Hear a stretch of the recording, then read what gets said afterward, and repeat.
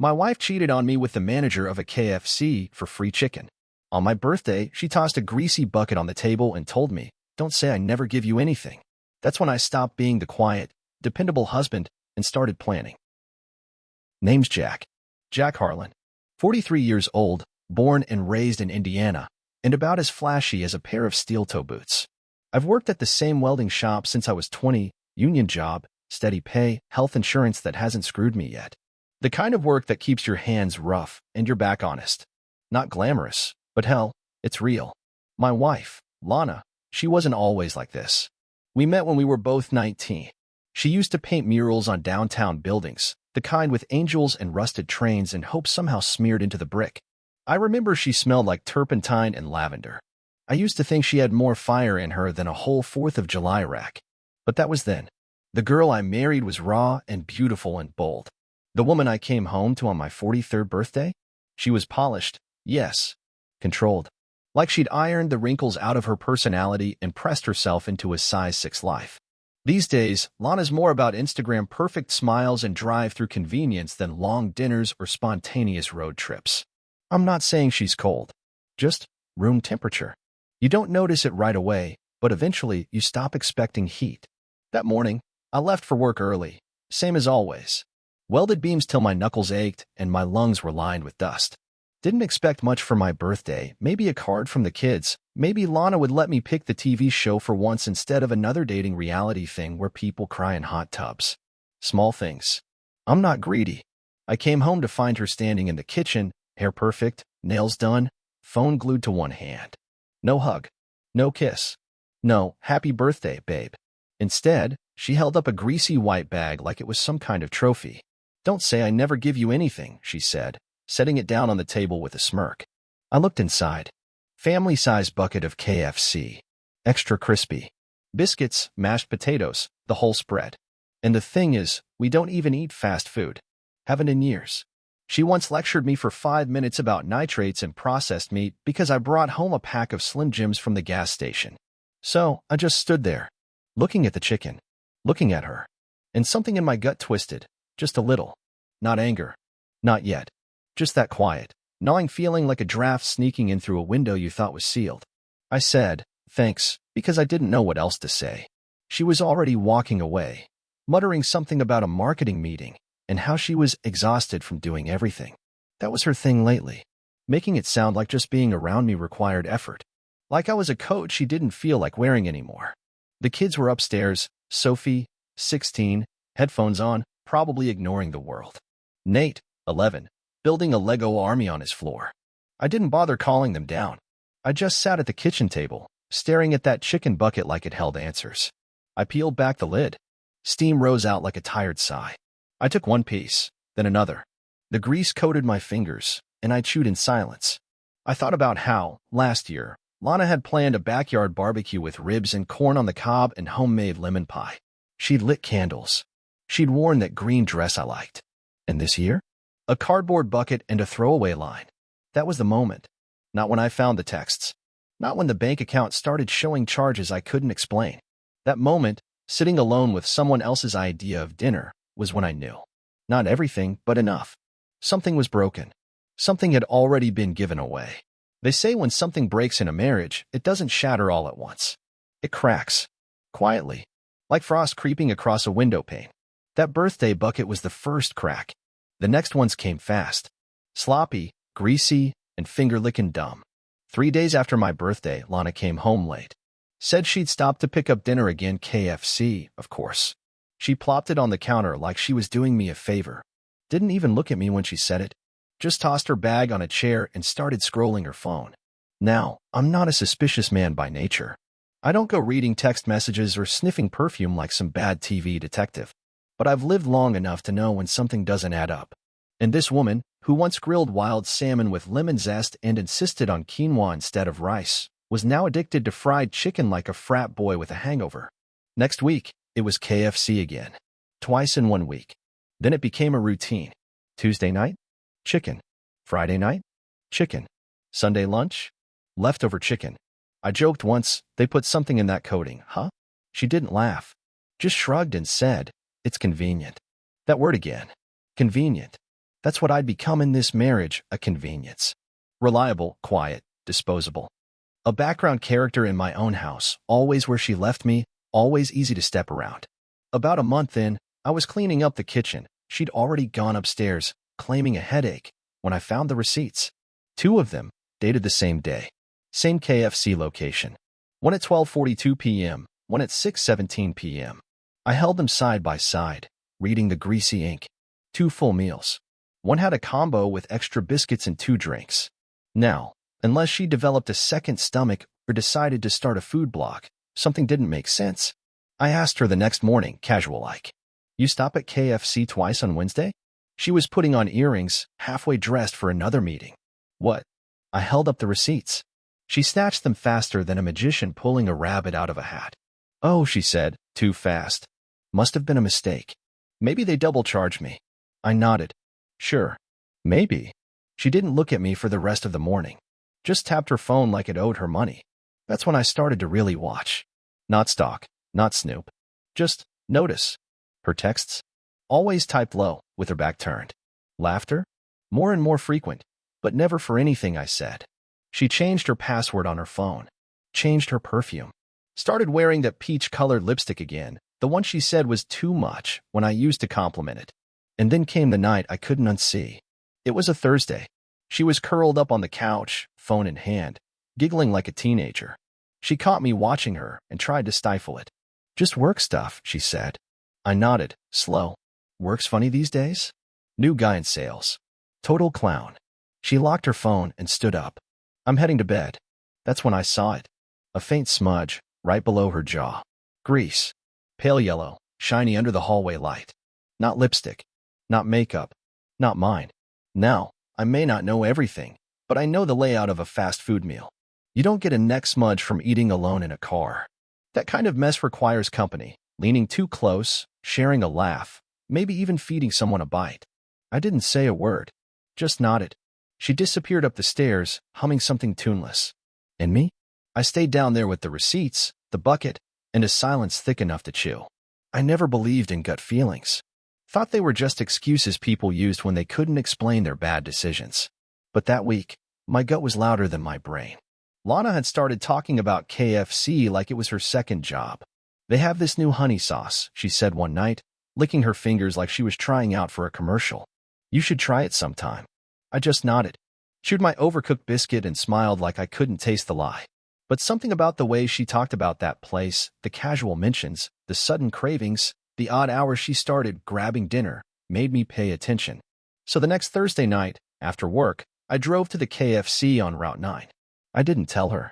She thought I had an after-hours call for a generator install. I let her think that. The place was quiet. Parking lot half empty, orange lights buzzing overhead. I stepped in, boots echoing on the tile. I looked like a man just picking up dinner for his family. A man who didn't know a damn thing. The kid at the register barely looked old enough to shave. I gave him a fake name, Ben, and asked for a couple of combo buckets. And that's when I heard it.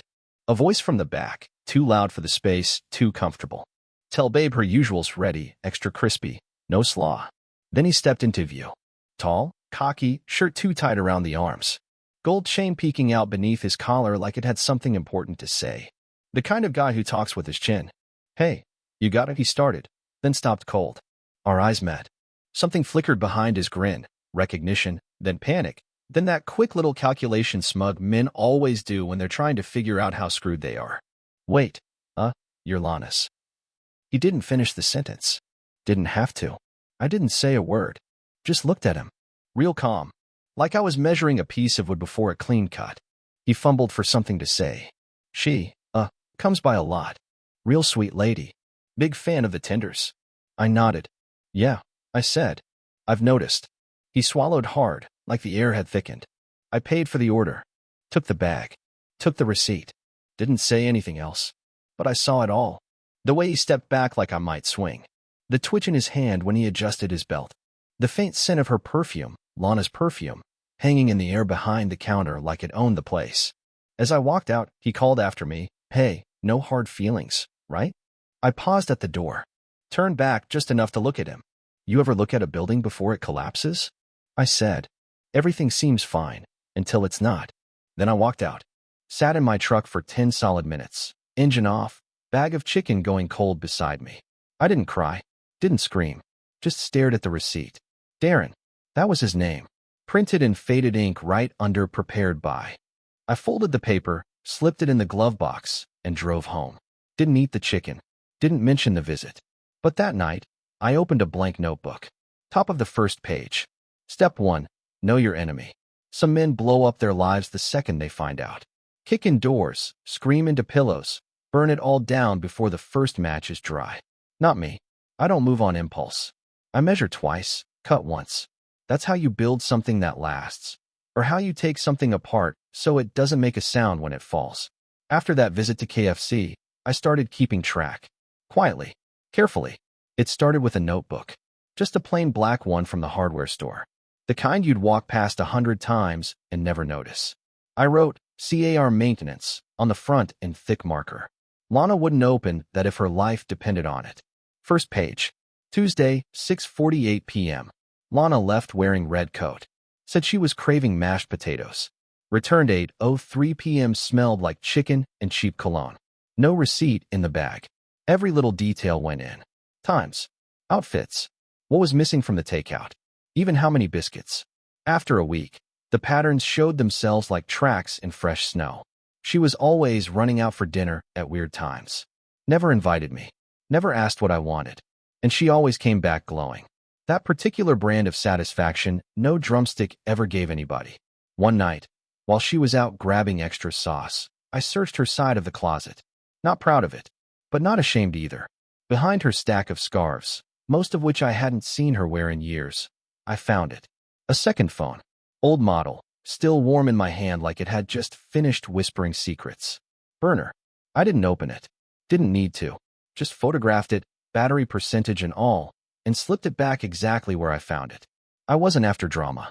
I was after proof. Later that week, I got what I needed without even trying. She was in the bedroom, curled on the edge of the mattress, talking on the phone with that fake giggle she only used around people she wanted something from. I was in the hallway, screwdriver in hand, pretending to fix the door hinge. I heard it all. Girl, please, she laughed. All I gotta do is keep him fed and flattered. Darren says I can eat for free anytime, as long as I bring home a smile and don't ask questions. Her friend said something muffled in return, but Lana just kept going. No, seriously. Jack is so simple. Chicken and compliments, and he's happy as a pig in the sun. Doesn't ask where I go. Doesn't even notice when I'm out late. It's like living with a golden retriever.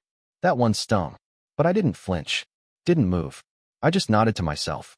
Quietly. Took the screwdriver and walked to the garage. Pulled open my notebook and logged the time and date. Then I added a line under her quote. Golden retriever. Remember what happens when a loyal dog gets cornered. You don't always hear the snap when something breaks inside you. Sometimes it's quieter than that. Just a shift in weight. The subtle crack of something that'll never hold right again. For me, it was the chicken wing. But we'll get to that. Lana had taken to treating me like static. The kind you don't even bother to fix anymore because you've gotten used to tuning it out. She stopped asking how my day was. Didn't care if I came home dirty from the shop, soaked in rain, or limping from a busted knee. Didn't look up from her phone. Sometimes I'd test it, walk in and stand there like a houseplant she forgot to water. See how long it took for her to notice. Answer. She didn't. She started leaving the TV on loud at night, even when I was trying to sleep. Netflix auto-playing through crime documentaries while she giggled and texted on the couch. I asked once, gently, can we turn it down a notch? She rolled her eyes and muttered, God, you're so boring. That one sat in my chest like a nail. A few nights later, she was standing in the doorway, adjusting her blouse, the one with the neckline that never quite stayed up. She tossed her hair back like she was starring in a perfume ad. I've got a team dinner tonight, she said, not even bothering to make eye contact. Don't wait up.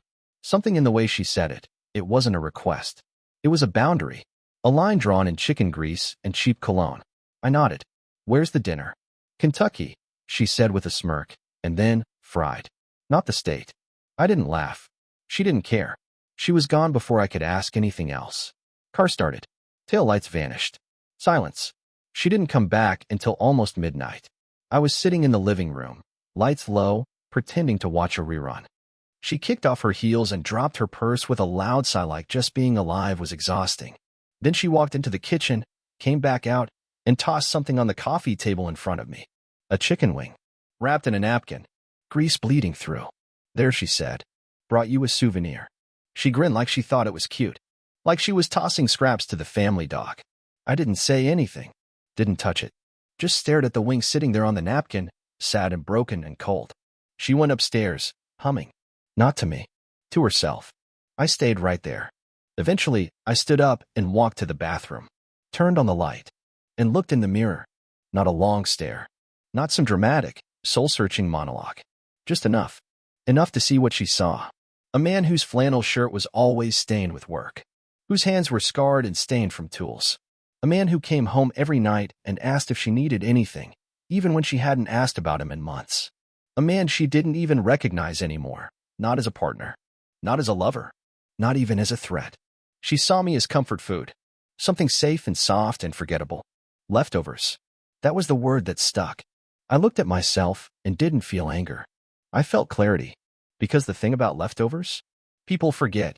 They were a full meal once. After the chicken wing, something inside me didn't just crack, it shifted. Not with noise, with intention. I stopped reacting, started moving. You learn a lot when you stop playing defense. When you stop hoping people will come around, apologize, wake up one morning, and see the wreckage they caused. That kind of hope is expensive, and I've been paying with my pride for far too long. So I began the quiet work. First step, money. I waited until Lana was out again, another team dinner, then logged into the joint savings account. Transferred the bulk into a new private account under a name I'd opened years ago but never used. It was still technically ours, but the access had changed. She wouldn't notice. Not right away. She barely looked at the bills anymore unless it was to criticize how much I spent on motor oil or coffee. I made it look routine. Paid the credit card. Made a small mortgage payment. Nothing to raise an eyebrow. Just like I'd done for the last 15 years. But now? Every number on that screen had a new purpose. Next, protection. I called an old friend, Rick, a guy I helped build a garage back in '08. Now he wore a tie and spoke in terms like asset shielding and premarital carve-outs. You ready to file? He asked. Not yet, I said. Just want the house to land on her side of the chessboard first. Rick chuckled. Careful, Jack. You're starting to sound like a guy with a plan. I am. He gave me a checklist. I followed it like gospel. Insurance policies? Reviewed. Health coverage? Separated. Deeds? Copies made. Every night, I added to a folder labeled Gutter Work, Spring 2025. Lana wouldn't touch it. She never touched housework. Not even the folders pretending to be about it. I bought a prepaid phone from a vending machine at a truck stop 30 miles out. No paper trail. Cash. Used it only to call Rick and make discreet notes. I didn't save names. Just numbers. And then I went back to KFC. Not to eat. To see. I walked in. Same time as before. Darren wasn't up front this time, but I caught a glimpse of him in the kitchen, laughing with a coworker, wiping his hands on a towel like he owned the place. I ordered a small drink, sat in the back booth, and watched. 2 exits. One behind the kitchen. Emergency only. One through the drive-through lane, half blocked by a delivery truck. Cameras. 3 visible. One above the register. One over the seating area. One outside, pointing toward the dumpster. That's where I focused. The back lot. Grease traps. Dumpster lid dented in the corner, probably from someone slamming it too hard. A stack of oil boxes nearby, cardboard soaked through. I counted staff. Noted shift changes. Took a sip of my Coke and nodded politely at the kid mopping the floor. I looked like any tired man killing time. But my mind was engineering. Not a tantrum. Not a public meltdown. A message. You don't burn bridges in daylight. You do it with blueprints. That night, I went home. Lana was already asleep, phone face down on her nightstand, screen still buzzing with unread messages. I looked at her for a long moment. Not with love. Not even with hate. With precision. Then I went downstairs, opened my folder, and added another page. Site recon completed. And beneath that, I wrote, if a man is leftovers, what happens when he cooks? The thing about grease? It leaves a trail. No matter how carefully you wipe, no matter how clean you think you've made things, there's always residue. Same goes for arrogance. Darren, Mr. Tight Shirt and Free Chicken, thought he was untouchable. Thought he could slide between the fryer and my wife without getting burned. So I brought the heat, but not with fists. With paperwork. I started small. A call to the county health department's anonymous tip line. Calm voice, no emotion. I've got concerns about a fast food restaurant. Per hygiene. Backdoor grease disposal. No gloves on the line staff. Might want to check it out. A week later, I went back for one last look. I ordered a biscuit and took a seat near the restrooms. From that angle, I had the perfect view of the kitchen, through the small window next to the soda fountain. I snapped photos. Gloves discarded on the counter. Raw chicken stacked beside a cleaning mop. One employee handling money, then fries, barehanded. No manager in sight. Then I stepped around back, just a stroll. Snapped the grease trap, overflowing. Dumpster lid propped open with a milk crate. Oil leaking across the pavement, straight toward a storm drain. Everything timed. Dated. Stored on my prepaid phone. 2 days later, an inspector walked through that KFC with a clipboard and the dead-eyed patience of a man who's seen too many violations to be surprised anymore. They shut it down. Temporary closure, they called it. Health code infractions, citations pending.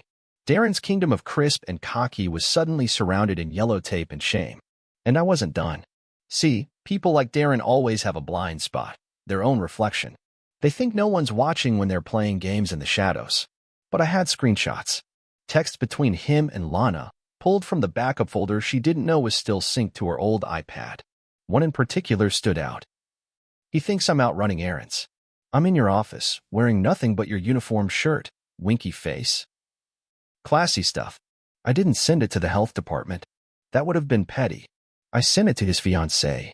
Yeah, Darren had a whole other life. Found her through a tagged photo on his social media, some sun-drenched engagement picture where he's holding her hand and lying through his teeth.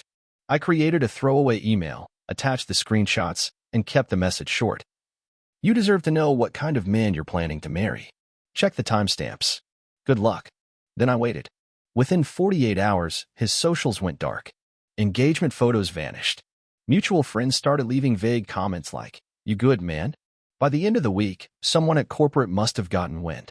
A new assistant manager was temporarily assigned to the location.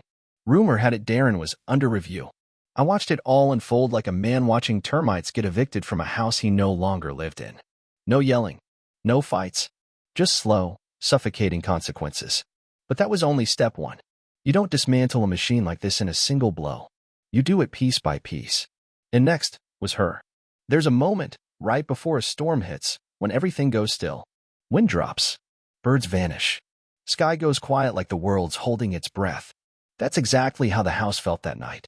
I came home early, parked a block away, walked up the street like a stranger, not wanting my own truck in the driveway to tip her off. Inside, the place looked like it always did, clean, curated, unlived in. A showroom with mail on the counter. Lana was in the kitchen, on her phone, laughing. Probably texting Darren, unaware that the last fry had already dropped. I walked past her without a word. Sat down at the kitchen table. Laid out 2 things in front of me. A manila envelope. A photo printed on glossy paper. She looked up finally. You okay? She asked, like I'd walked in with a headache. I slid the photo across the table. She picked it up, tilted her head, then froze. It was her and Darren, outside the KFC, by the back door. His hands on her waist, her lips on his neck. My photo, taken from across the street, early evening. Golden hour betrayal. Her mouth opened, but nothing came out. That's when I placed the envelope in front of her. Divorce papers, I said. Flat. Calm. Like I was reading off a receipt. I already signed my side. Yours is on top. She swallowed. Jack. Save it. I didn't raise my voice. Didn't accuse. I wasn't there to unpack emotions or unravel history. I was there to end the transaction. You fed me lies for 6 months, I said. Greasy, paper bag lies. You thought I'd never notice. That I'd just keep taking whatever scraps you threw my way. She blinked, still holding the photo like it might start burning. I know about the burner phone, I added. The joint account's closed. The house? You'll get a notice soon. I'm taking my name off the mortgage. It'll go into default. Hope Darren likes renting. You can't just, she stammered. I can. And I did. She tried to stand. I didn't flinch. The free meals are over, Lana. That one landed. She flinched like I'd slapped her. I stood, picked up my keys, walked to the front door, turned back once. The kitchen was silent. The table looked bigger now, colder. You had a good thing, I said. And you gave it up for a bucket of chicken and a fool with a name tag. She didn't answer. She just stared at the divorce papers like they were written in another language. And I walked out. Down the porch steps, past the garden I used to water, past the mailbox I'd built with my own hands. No suitcase. No bags. Just keys, wallet, and peace. The locks would be changed within the week. She could keep the grease-stained napkins and sweet tea lies. I was done. 1 month later, the KFC reopened. Fresh paint. New faces. Empty lobby. Business was slow. Real slow. Word around town was that the whole place had a smell about it now. Bad press clings harder than fryer oil. Darren was back, too, though not as the king. More like a jester trying to reclaim his crown. Gone was the cocky strut, the gold chain. He looked smaller somehow, like someone had turned down the volume on him. Lana? She'd vanished from the neighborhood gossip for a bit, then resurfaced couch hopping, borrowing Wi-Fi from a cousin and trying to stay relevant on Instagram with recycled photos and sad captions about starting over. I watched from a distance. Quiet. Uninterested in theatrics. But I'd be lying if I said I wasn't waiting. And then, on a warm Saturday night, it happened. It started out subtle. A wisp of smoke curling over the roof around closing time. Then came the smell, burned oil and something older, something off. By the time the alarm started screaming, the back half of the store was already glowing orange. I watched it unfold from my truck. Parked 2 blocks down. Engine off. Window cracked. Just a man, sipping coffee, watching the last chapter flicker and spark. The fire spread fast, grease fires do. One spark in the wrong spot, and it goes from nuisance to inferno in seconds. Witnesses said it started near the back exit, right by the grease traps. Some claimed the sprinklers never kicked in. Some said they did, but barely. By the time fire trucks arrived, the building was a silhouette behind a curtain of flame. The roof collapsed before midnight. No one was hurt. No arrests were made. But the fire chief gave a statement to the local paper. The cause remains undetermined. Faulty suppression system. Possibly electrical. Could have been anything. Anything. Insurance? Lapsed? Seems corporate had been on the fence about renewing their policy after the recent shutdown. Too many issues. Too many complaints. They'd cut the cord the week before. Bad timing, or poetic justice, depending on who you asked. Darren stood outside the ashes the next morning, hands on his hips, eyes hollow. I saw the photos online. He looked like a man trying to pretend he still had a future. Trying to salvage pride from soot. But you can't rebuild what was never yours to begin with. As for Lana, last I heard, she was living in a guest room out in Shelbyville. A friend of a friend. Taking odd jobs. Posting selfies with inspirational quotes and praying for attention. The house she once decorated like a magazine spread had been sold at auction. Cheap. No one bid on the matching towel sets. No one asked where she went. No one cared. The KFC was gone. Darren was ruined. And me? I didn't gloat. Didn't celebrate. I just went home. A different home. Mine. Quiet. Clean. Paid in full. And that night, I cooked my own dinner. From scratch.